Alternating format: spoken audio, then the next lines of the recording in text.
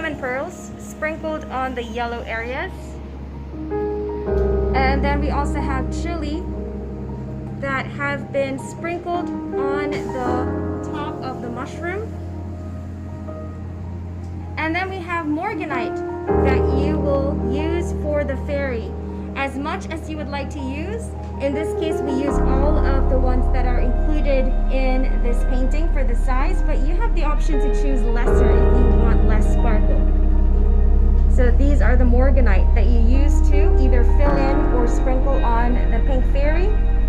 And finally, we've got the gems, which will occupy 4 squares on your canvas. So we've got 3 of these gems.